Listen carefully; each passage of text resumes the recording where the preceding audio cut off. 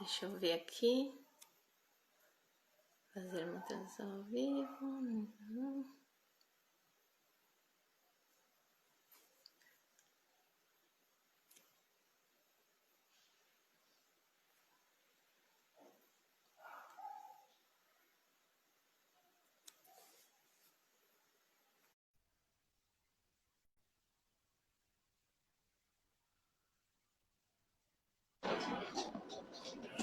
Boa noite, Daniela. Deu certo, olha só. De primeira. Cláudio, obrigada. Obrigada por ter aceitado. É um prazer estar aqui com você para falar sobre a vitamina D. Muito obrigada. Eu vou começar me apresentando, porque eu não sei quais são as pessoas que estão assistindo essa live. Para quem não me conhece, eu sou a doutora Daniela, fisioterapeuta, com pós-graduação em neurologia, trabalho com RPG, ozonioterapia, e recentemente iniciei o curso em terapia ortomolecular, que foi por ele que eu acabei pesquisando um pouco mais sobre a vitamina D, e fiquei muito apaixonada por ela, pela quantidade de benefícios que ela dá para o nosso organismo, para a nossa imunidade. E eu gostaria que agora o Dr. Cláudio, meu convidado, se apresentasse também para as pessoas que ainda não o conhecem. Então, sou Cláudio, sou médico, trabalho com o Dr. Cícero Coimbra, um dos maiores especialistas aí no mundo sobre vitamina D. O Dr. Cícero, para quem não sabe, desenvolveu um tratamento com altas doses de vitamina D para tratamento de doenças autoimunes. E aí, a partir da criação desse tratamento, há mais ou menos 18 anos atrás, ele foi se desenvolvendo ao longo do tempo e aí cada vez mais pessoas estão se beneficiando dele. Hoje já são aí dezenas de milhares de pessoas que fazem esse tratamento. O Dr. Cícero já treinou gratuitamente mais de 100 médicos no mundo todo. E a gente tem utilizado a vitamina D como uma substância importante para regular a imunidade das pessoas que têm doença autoimune. Isso. Então, gente, eu gostaria de começar dizendo que a vitamina D, ela não é considerada apenas uma vitamina, e sim um hormônio também, porque ela é produzida pelo nosso corpo também, além de ser encontrada em alguns alimentos, porém, e não altas quantidades, né? E a vitamina D, ela é formada pelo nosso corpo através da pele em contato com os raios UVBs do sol, né? E ela é capaz de fazer com que nosso corpo fabrique antibióticos naturais. E isso é muito bom para a nossa imunidade. E eu gostaria que o doutor, tem mania de chamar de senhor, que o doutor Cláudio... O senhor está lá no céu, fica tranquila, Daniel. Verdade. Que o doutor Cláudio explicasse um pouquinho o que acontece após a vitamina D se formar na nossa pele. O que acontece no corpo? Então, vou explicar. Na nossa pele tem nas células mais profundas da nossa epiderme, que é a camada mais externa da nossa pele, existem ali alguns tipos de gordura. Uma delas é o 7-deidrocolesterol. Então, esse 7-deidrocolesterol, sob a ação do raio UVB, ele é transformado em colecalciferol, que é a vitamina D3. A gente chama vitamina D3 porque também existe a vitamina D2, que ela é produzida pelas plantas, mas que tem uma potência menor do que a vitamina D3 para poder ativar o receptor de vitamina D. Então, depois que essa vitamina D ela é produzida pela pele, ela é transportada por uma proteína chamada proteína transportadora de vitamina D, DBP em inglês, D-binding protein, e essa proteína transportadora de vitamina D, ela vai levar essa vitamina D para o fígado, onde ela sofre uma primeira reação química chamada de hidroxilação. Então, ela sofre um processo de hidroxilação na posição 25, que se transforma na 25-hidroxivitamina D. Essa é a forma que a gente estoca a vitamina D no nosso organismo. Então, quando você vai fazer um exame de sangue para ver se a quantidade de vitamina D do seu organismo está sendo suficiente, você vai solicitar essa 25-hidroxivitamina D. E aí depois essa vitamina D volta a se ligar com a proteína transportadora de vitamina D, ela vai ser transportada para os tecidos. Um dos principais tecidos que ativa a vitamina D, que vai formar o calcitriol, que é a forma ativa dela, uma segunda reação química, é o rim. Então, pessoa que tem, por exemplo, insuficiência renal, tem uma tendência a não conseguir ativar bem a vitamina D. Mas hoje em dia já se sabe que a vitamina D também é ativada nos tecidos sob certos estímulos. Então, quando essa vitamina D, por exemplo, está dentro da célula de defesa e essa célula de defesa precisa se defender de um vírus, de uma bactéria, existe a ativação de um tipo de receptor chamado receptor Toll-like, que é um receptor de reconhecimento de antígenos. Então, o que é isso? Então, a célula de defesa reconhece que tem um vírus ali, um pedacinho do vírus, e aí esse reconhecimento ativa uma via no núcleo de produção, tanto de um alfa-hidroxilase, que é a enzima que ativa a vitamina D, quanto do receptor de vitamina D. E a partir do momento que esse receptor no núcleo da célula ele é ativado, ele leva à produção desses antimicrobianos naturais, chamados catelecidinas e beta-defensinas. Então, são substâncias que o nosso próprio organismo produz para combater as infecções. Mas, além disso, a vitamina D também tem outros efeitos sobre a regulação da nossa imunidade, que a gente pode falar mais para frente. Está conseguindo me ouvir bem? Sim, tem alguém perguntando, e quem não tem vesícula, também atrapalha essa absorção da vitamina D? Na verdade, a falta da vesícula biliar vai dificultar a absorção das gorduras, e principalmente da vitamina D que tem dos alimentos. Só que como a vitamina D dos alimentos não é uma fonte tão importante assim, isso não vai ter uma repercussão tão grande. Só que quando a pessoa suplementa a vitamina D, pode ser que essa suplementação seja necessária uma certa correção, um pouco mais para cima, dependendo do caso da pessoa, que não conseguir absorver bem o suplemento de vitamina D3. A mesma vitamina D que a gente produz na pele, que é o colicalciferol, a gente também absorve pelos suplementos. Também existem suplementos de D2, mas hoje em dia não se utiliza tanto porque se sabe que não tem a mesma potência que a vitamina D3 e aí não consegue corrigir tão bem a deficiência de vitamina D. Tá. E assim, a vitamina D, ela produz os antibióticos, faz o nosso corpo produzir antibióticos naturais através de duas proteínas, não é? E assim, as catelecidinas e beta-defensina. Isso. Eu gostaria de saber, né, o pessoal também, com certeza gostaria de saber, como é que a vitamina D atua, como é que ela consegue fazer com que essas proteínas sejam antibióticos naturais no nosso corpo. Então, essas proteínas, quando elas são liberadas pela célula de defesa, elas vão impedir tanto a entrada do vírus nas células, quanto esses antimicrobianos vão dissolver o envelope que envolve o vírus. Então, boa parte dos vírus, eles têm um envelope que envolve ele, como se fosse uma camada de proteção. E esses antibióticos naturais, eles acabam agindo ali e destruindo esse envelope que envolve o vírus. Então, por isso que a vitamina D é tão importante no combate a vírus envelopados. Inclusive, tem estudos mostrando que a vitamina D é importante no combate ao HIV, ela consegue melhorar a defesa do nosso organismo contra o vírus HIV, em quem está infectado, obviamente. Ela também consegue melhorar a resposta do organismo aos vírus de hepatite C, vírus sincicial respiratório. Inclusive, em 2017, um pesquisador britânico fez uma meta-análise e, junto com essa meta-análise, ele também fez uma revisão sistemática. Então, ele reuniu dezenas de estudos com o uso de vitamina D como forma de prevenção de doenças respiratórias, e nesse estudo mostrou que a vitamina D consegue prevenir infecções respiratórias, principalmente nas pessoas que têm deficiência de vitamina D.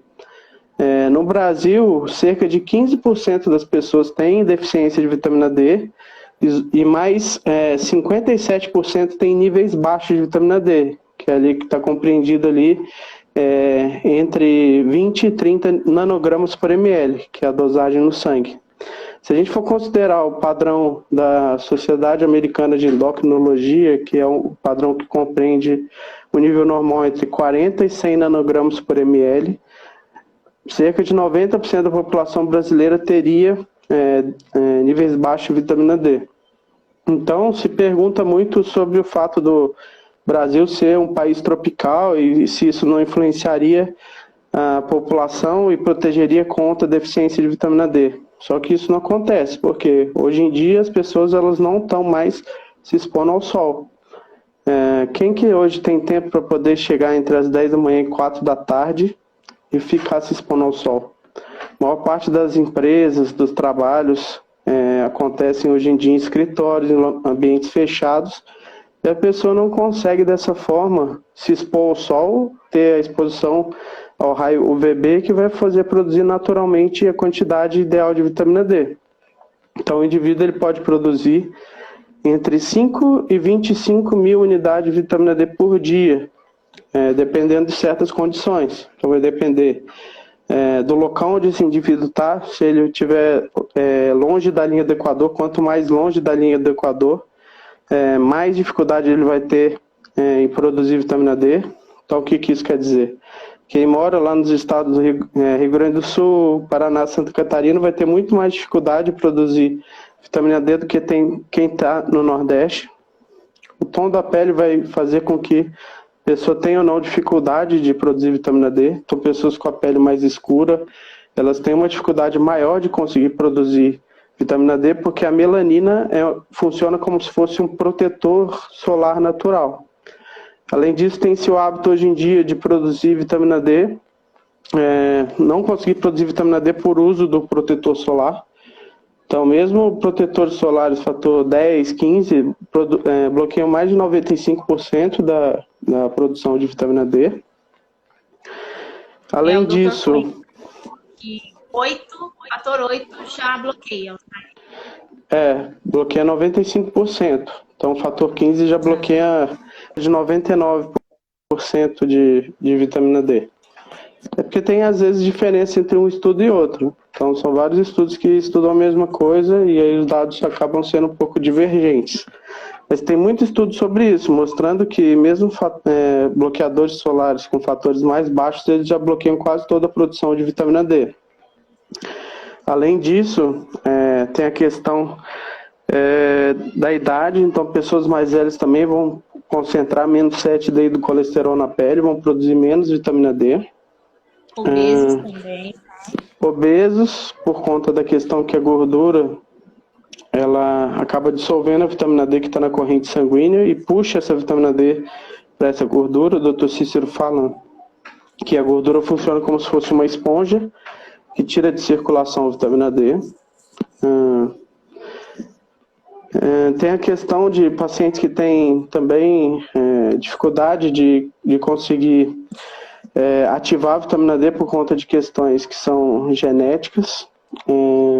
Tem pessoas que têm uma dificuldade maior de absorver também, mas é mais raro. E tem mais outros fatores, mas agora não me recordo. E os níveis ideais do sangue de vitamina D é de 40 mg a 100 mg, né?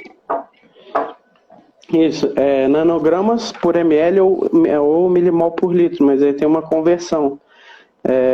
1 nanograma por ml são 2,5 milimóis por litro, aí vai depender do valor de referência do laboratório. Mas geralmente no Brasil é nanograma por ml. Tem várias formas de se dosar essa vitamina D também, né? Tem pessoas que vêm no valor de referência 25, 20 e acham que esse é um vitamina D ótimo. E aí, então, eles usam como referência a Sociedade Brasileira de Endocrinologia e Metabologia, que utiliza como referência um instituto americano chamado Institute of Medicine, que considera valores acima de 20 normais. Mas hoje em dia já se sabe que o ideal seria acima de 40 nanogramas por ml, que não confere proteção contra alguns tipos de doença. Doutor, e assim, sabemos também que a vitamina D, ela ajuda também na prevenção.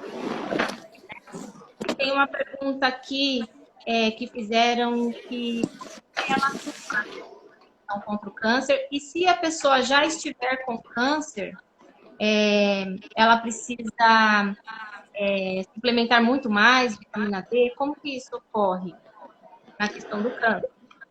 Essa questão de vitamina D câncer tem sido muito estudada. Se você digitar lá no Google acadêmico sobre vitamina D câncer, você vai ver ali mais de 1 milhão de artigos falando sobre esse assunto. A deficiência de vitamina D está muito associada a praticamente todos os tipos de câncer. Em geral, os mais estudados são câncer de mama, câncer de próstata, câncer de intestino. Então, tem muitos estudos mostrando que a deficiência crônica de vitamina D na população leva a um risco aumentado de se desenvolver vários tipos de câncer. Inclusive, hoje em dia tem se feito vários estudos nesse sentido, e tem inclusive um estudo que ele foi publicado há 2 anos atrás, que foi um trial bem grande. Então, trial é um estudo onde se dá vitamina D para um grupo e se dá placebo para outro grupo. E aí, nesse estudo que continua até sendo feito e teve os primeiros resultados publicados, esse estudo mostrou que no primeiro e segundo ano que você começa a utilizar a vitamina D, esse benefício ele não fica tão claro. Mas isso também acontece porque a quantidade de vitamina D que se utiliza nesse estudo, isso é um problema de vários estudos, essa quantidade de vitamina D é muito baixa. Então, a quantidade baixa de vitamina D dada para a pessoa, às vezes não é o suficiente para poder normalizar os níveis de vitamina D. Tanto é que saiu depois um estudo que foi oriundo desse estudo, onde eles pegaram uma amostragem de pessoas e a quantidade de vitamina D que eles deram de 2.000 unidades de vitamina D foi suficiente para fazer essas pessoas chegarem apenas até 40, na média. Então, boa parte das pessoas nem chegaram a passar do nível de 40 nanogramas por ml. E mesmo assim, o que esse estudo mostrou? Depois de 2 anos, a pessoa passa a ter um benefício em utilizar a vitamina D. Esse estudo mostrou que você reduz a chance de quando você exclui os 2 primeiros anos da pesquisa, se mostra que a vitamina D tem ali uma tendência a evitar o aparecimento de câncer. E, além disso, esse estudo mostra que as pessoas que suplementavam vitamina D, quando adquiriam câncer, eles sobreviviam por mais tempo do que as pessoas do grupo placebo. Estou mostrando que tem um aumento da sobrevida com o uso da vitamina D. O grande problema da maior parte desses estudos é que se utilizam doses muito baixas de vitamina D que não vão mostrar benefício algum. Então, é uma crítica que o Dr. Cícero sempre faz. Às vezes você vai lá ler um estudo falando que deu altas doses de vitamina D. Quando você vai ver, eles deram 1.000 unidades de vitamina D ou 2.000 unidades de vitamina D. Sendo que a recomendação daquele instituto que eu falei para você, que é o Institute of Medicine, eles recomendam 600 unidades por dia de vitamina D como uma suplementação. Então, daí você já pode ter ideia do que a gente está falando. Dr. Cícero recomenda 10.000 unidades por dia, porque esse é o valor que é suficiente para que mais que 90% das pessoas atinjam níveis maiores que 60 nanogramas por ml de vitamina D. E assim, a níveis fisiológicos, para quem pesa de 30 quilos, aí pesa 70, 80 quilos, já pode estar suplementando 15.000, que já também é na dose fisiológica. Então, isso aí é uma forma de você iniciar a suplementação. Depois, o ideal é você dosar depois de 3 meses e você ajustar a dose. Se a pessoa ela conseguiu chegar no nível correto, você mantém. Se não conseguiu, se aumenta. Se aumentou um pouco a mais, você diminui a dose. Mas essa dose, o ideal é sempre ser individualizada. Porque, assim, tem muitas pessoas que estão tomando 1.000 por dia, adultos, e falam que está bom. E aí a gente tem que falar que não. E aí fica um pouco complicado a gente ir contra alguns outros médicos que colocam só 1.000 por dia, né? A própria pessoa ela acaba percebendo, ela começa a tomar 1.000 unidades por dia e a vitamina D delas nem mexe. Então, quando tem inclusive um estudo que mostra que o fator de correção para uma dose é mais ou menos 0,7 nanogramas por cada 100 unidades de vitamina D. Então, se você dá 1.000 unidades de vitamina D, você vai subir no máximo 7 pontos. Geralmente as pessoas têm chegado para a gente nas consultas com valor de vitamina D abaixo de 20 nanogramas por ml. Então, o máximo que elas conseguem ficar com insuficiência de vitamina D. Não fica com aquela deficiência grave que é compatível de crianças com autismo, mas elas mantêm um nível baixo de vitamina D mesmo assim, que não vai conseguir prevenir alguns tipos de doença. Então, vai ter um benefício só parcial com a suplementação. E tem uma pessoa aqui que falou que os filhos dela, adolescentes, por volta de 15 anos, estão com a vitamina D em 25. E ela está perguntando se tem que suplementar. Sempre, né? Se ela quiser manter nível baixo de vitamina D, eu não recomendo. Principalmente se essas crianças tiverem alguma doença autoimune, como dermatite atópica, ou então tiverem algum tipo de alergia, rinite alérgica, ou tiverem asma brônquica, porque são doenças que acabam piorando com a deficiência de vitamina D. Então, quando você normaliza os níveis de vitamina D, você acaba beneficiando também no tratamento dessas doenças, onde a regulação da imunidade é importante.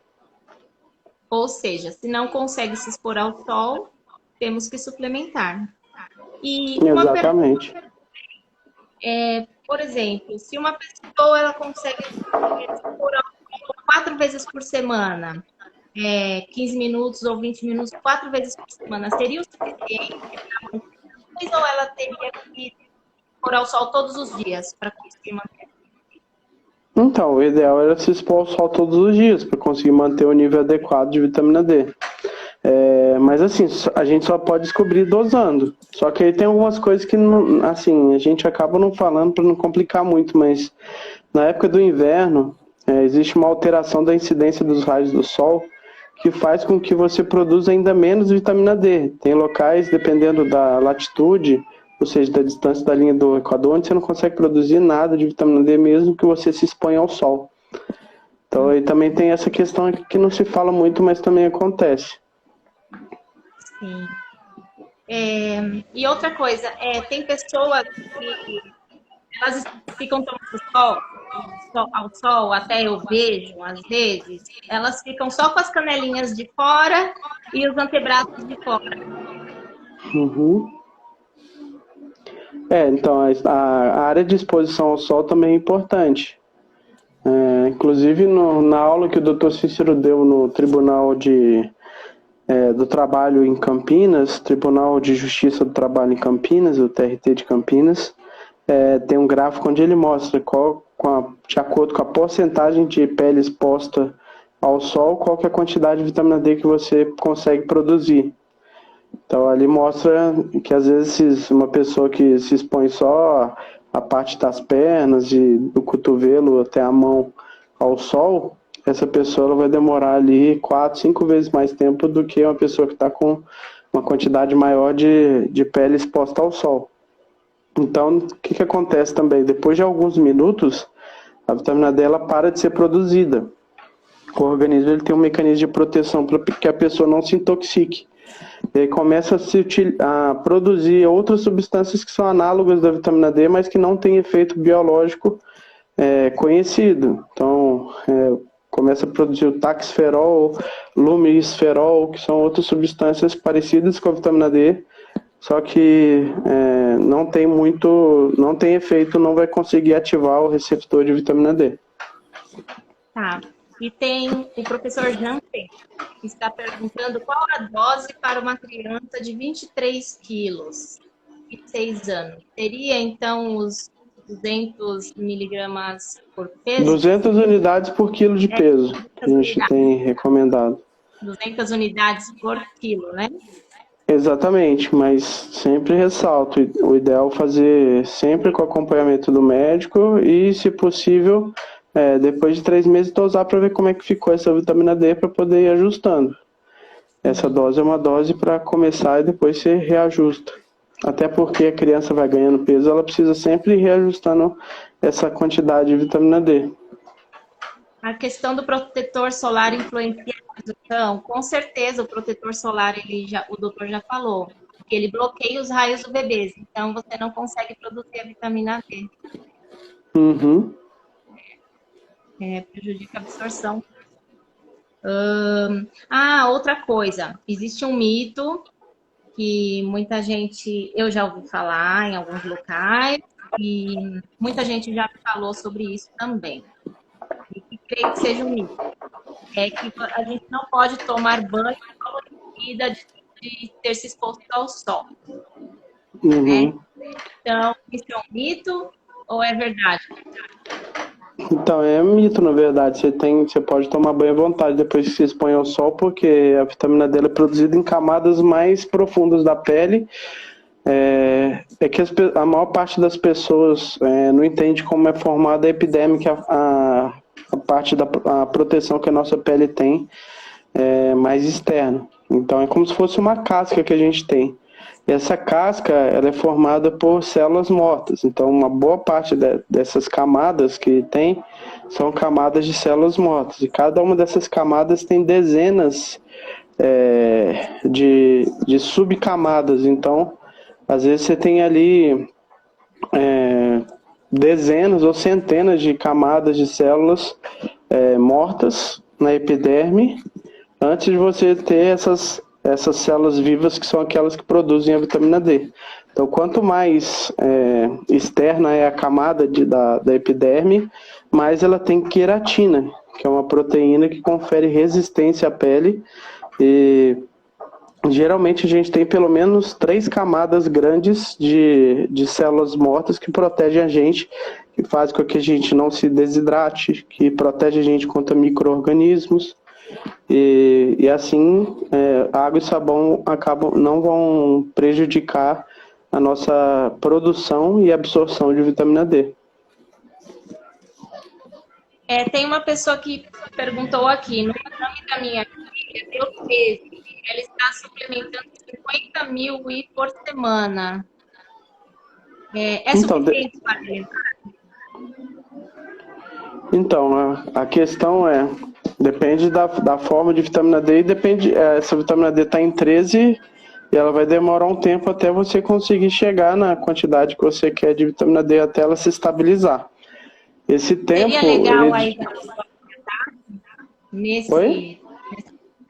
nessa quantidade pequena que ela está no sangue, seria legal fazer uma dose de ataque para ela normalizar?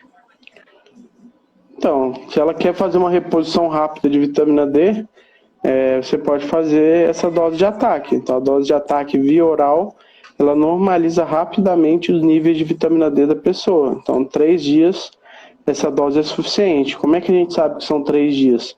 Porque tem estudo mostrando isso. Então, com a dose de vitamina D via oral, uma dose de ataque de 500, 600 mil unidades, até 3 dias, essa quantidade de vitamina D se normaliza no organismo da pessoa. E ela continua subindo até por volta de 14, 15 dias, e ali depois começa já a cair o nível de vitamina D. Então, o que acontece? Essa vitamina D que a gente toma via oral, a meia-vida dela, que é o tempo que ela fica dentro do nosso organismo, ela é mais curta do que a meia-vida da vitamina D que a gente produz naturalmente. Isso é informação que também a gente não vê falando por aí, mas tem estudo mostrando essa diferença. Tem outra pessoa falando que a vitamina D dela está em 164. Aí ela perguntou se ela deve parar de tomar. Então, isso aí tem que ver cada caso, assim. Só o valor de vitamina D não quer dizer que a pessoa ela vai intoxicar ou não. A maior parte dos estudos mostram que o nível de vitamina D que causa intoxicação gira acima de 240 nanogramas por ml. Então, por conta disso, a gente não fica tão preocupado assim. Mas idealmente é ideal fazer acompanhamento com o médico e ele dosando cálcio, ver como é que está o cálcio total, cálcio ionizado, paratormônio, ureia, creatinina, sempre é ideal fazer isso. Mas assim, esse valor não é que ele vai causar intoxicação, como está escrito lá no valor do exame. Mas é um valor que tem que ficar de olho. Tem uma outra pessoa perguntando: a partir de que dosagem devemos fazer a dieta de cálcio? Então, a dieta de cálcio ela só é recomendada para quem faz o protocolo Coimbra. O protocolo Coimbra é tratamento com altas doses de vitamina D. A pessoa toma vitamina D todo dia para poder regular o sistema imunológico que está desregulado. Então, na doença autoimune, o Dr. Cícero sempre fala que o sistema imunológico começa a fazer aquilo que não deveria e deixa de fazer o que deveria. O que isso quer dizer? Ele deixa de combater vírus e bactérias e começa a atacar a estrutura do nosso próprio organismo. Então, por conta disso, a gente utiliza altas doses de vitamina D, porque a vitamina D é um regulador da nossa imunidade. Então, desde que se terminou o projeto Genoma, que foi um projeto que aconteceu entre 1990 e 2003, e que mostrou que as doenças autoimunes estão associadas à dificuldade de ativação da vitamina D, começou a se perceber que a vitamina D tinha algum papel importante na regulação da imunidade. Então, o Dr. Cícero também percebeu isso, tratando um paciente que tinha vitiligo. Esse paciente teve uma repigmentação de uma lesão. E a partir dessas observações, ele começou a prescrever vitamina D para os pacientes dele que tinham esclerose múltipla, que é uma doença autoimune. Esses pacientes começaram a ter menos fadiga, que é um sintoma característico da doença autoimune. Começaram a ter menos surtos de desmielinização, que é uma doença que é desmielinizante. O que isso quer dizer? O ataque do sistema de defesa do organismo é contra a bainha de mielina, que é uma capa de proteção que tem ao redor do neurônio, e essa capa de proteção, ela aumenta a velocidade da condução da informação. Sem essa capa de proteção, o neurônio começa a transmitir informação devagar, e com isso começa a ter dificuldade, começa a ter sintomas no organismo da pessoa. E esses pacientes começaram a ter uma melhora expressiva dos sintomas. E aí ele começou a desenvolver o protocolo Coimbra. Só que tem uma questão que a dieta ocidental, ela é uma dieta que tem uma grande quantidade de cálcio. Para você ter uma ideia, 100 gramas de um queijo normal, mussarela, por exemplo, vai ter aí por volta de 700 miligramas de cálcio. Uma quantidade razoável. Geralmente a pessoa pode comer até muito mais do que essa quantidade de queijo por dia. Ou de tomar leite, ou de tomar iogurte, ou de comer doce de leite e outros laticínios. Além disso, as castanhas também têm bastante cálcio. Então, a gente recomenda que o paciente que está tomando dose fisiológica não tem que parar o cálcio, mas é sempre bom evitar o excesso dos laticínios.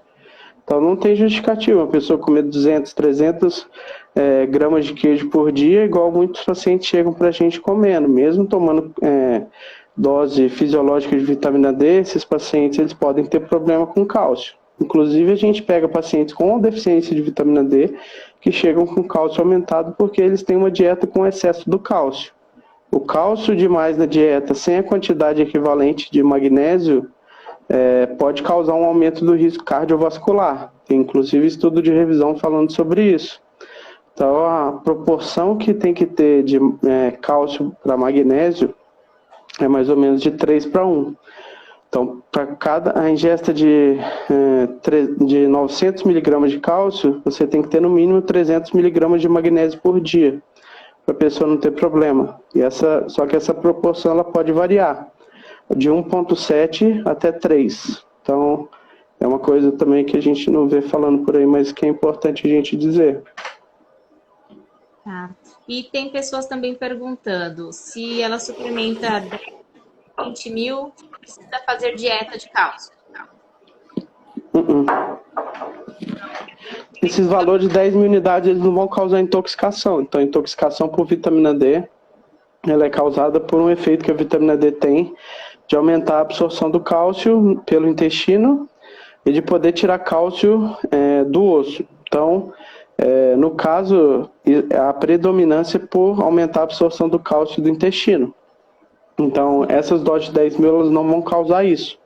Está muito bem provado. Então, geralmente se estabelece o limite superior da ingestão diária, que é 10 mil unidades, como 1/5 da dose possivelmente tóxica, que seria 50 mil unidades por dia por tempo prolongado. Então, inclusive tem estudos que até com 50 mil unidades os pacientes não se intoxicaram, mas são estudos pequenos que não dá para você tirar uma conclusão e generalizar para toda a população essa conclusão, tá? Então, o recomendado ali pela Sociedade Americana de Endocrinologia, até 10 mil unidades por dia, e quem tem obesidade ou sobrepeso, uma dose 2 a 3 vezes maior de vitamina D pode ser necessária. Isso aí, o ideal sempre ser ajustado. E aqui a Clea está perguntando os níveis de vitamina D adequados no sangue de uma criança e de um adulto. Continua sendo 40 e 100. A 100, né? Isso, entre 40 e 100 nanogramas aí por ml. Então, tomar 10 UI ou 20 UI, 20 mil UI diariamente não é considerado uma dose alta. Não, dose alta a gente considera acima de 25 mil unidades de vitamina D. Para os médicos da medicina convencional, eles consideram como dose alta, a gente não. Sim. Aí está aqui também outra pergunta. É necessário a vitamina K2 estar junto com a vitamina D? A suplementação?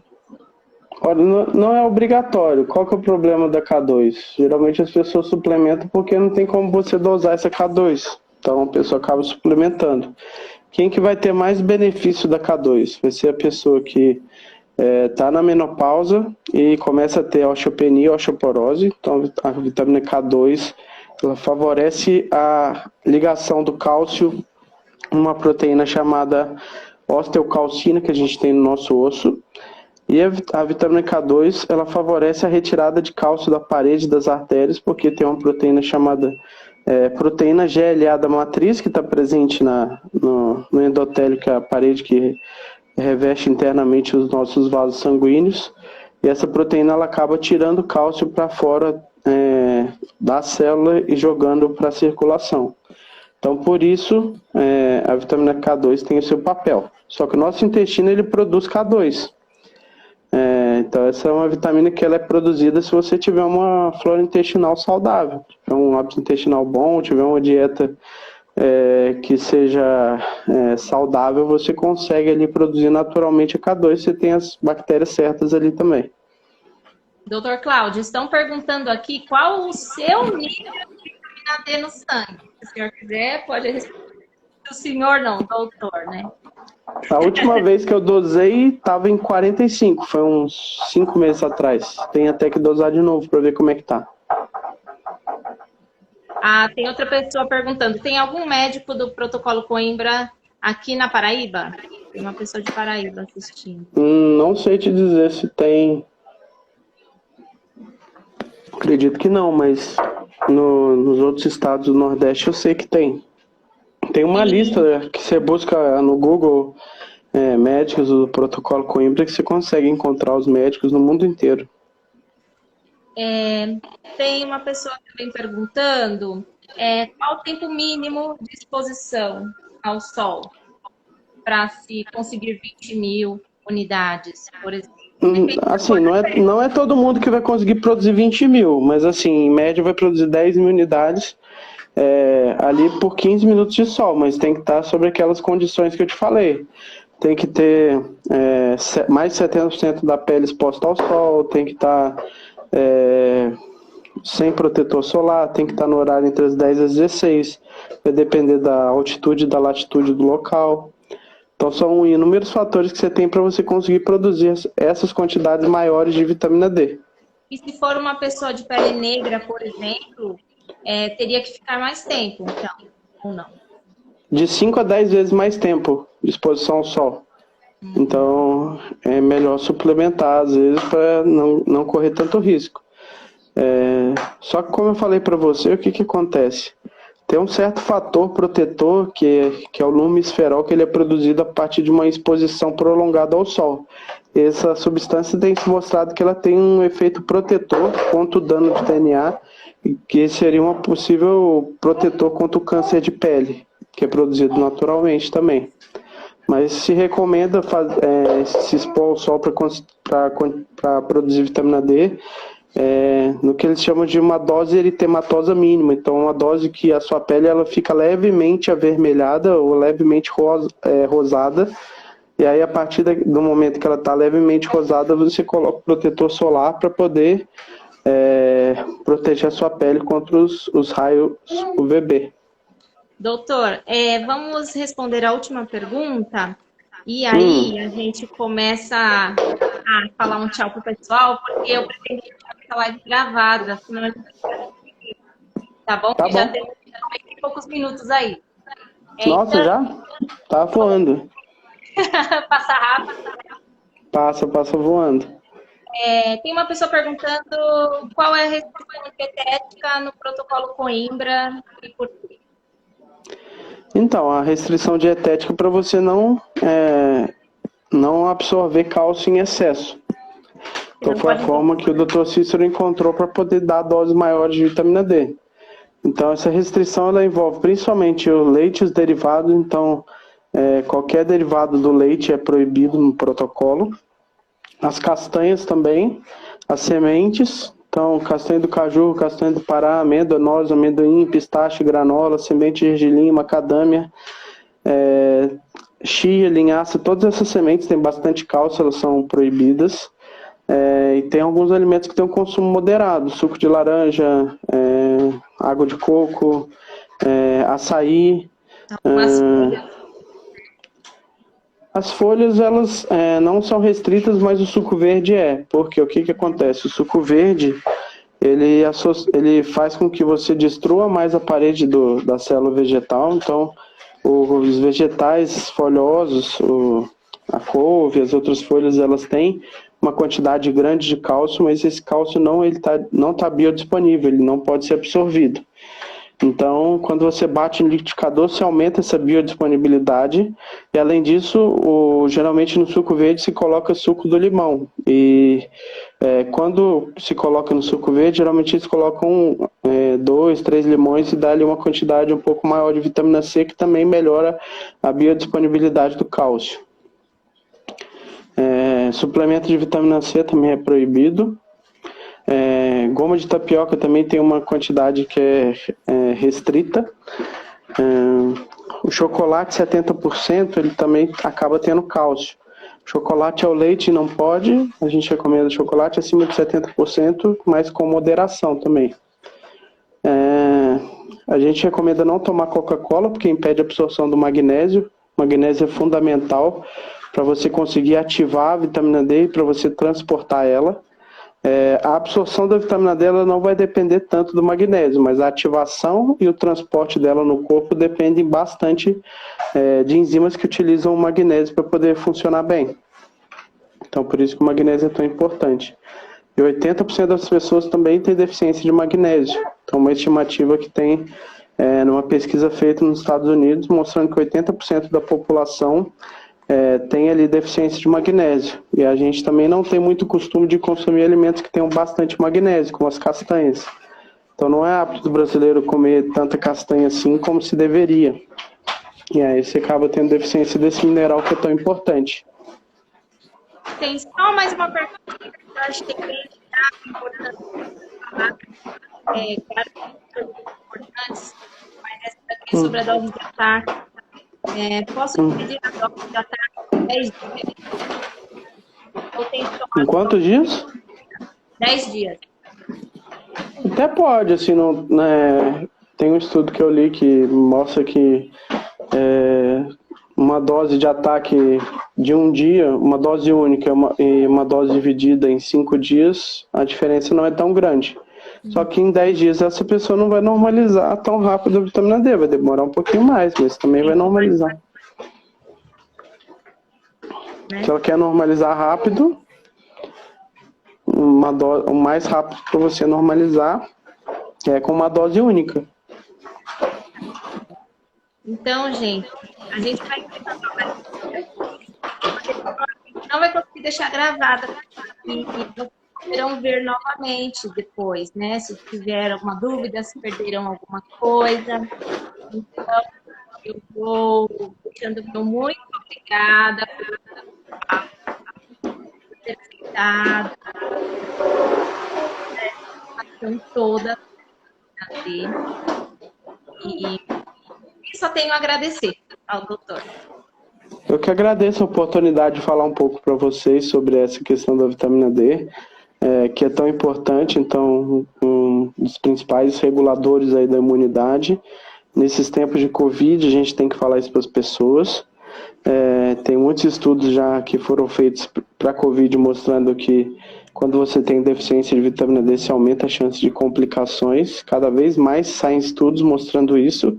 Nada se faz em relação às autoridades recomendarem a normalização dos níveis de vitamina D. Como eu disse para vocês, é uma questão que é epidêmica. Então, uma grande epidemia de deficiência de vitamina D acontece há muito tempo, onde a maior parte dos médicos nem se dão conta, porque nem sabem que a vitamina D é um hormônio, acham que é uma vitamina e por ser uma vitamina acabam subestimando os efeitos da vitamina D. Só tenho a agradecer a você, Daniela, pelo convite. Espero que a gente possa conversar mais sobre esse assunto que é tão extenso e a vitamina D ela não atua só na imunidade, mas em inúmeras outras funções do nosso organismo. É extremamente importante você estar com níveis normais de vitamina D, não só nessa pandemia, mas sempre para você evitar que possam acontecer problemas de saúde a longo prazo, tá certo? Então, é isso. Muito obrigado aí pelo convite. Eu agradeço a todos também por entrarem na live, por nos prestigiarem também. Agradeço a todos mesmo, de coração. E em breve faremos novas lives. Então é isso aí. Tchau, tchau. Tchau, pessoal. Encerrar vídeo.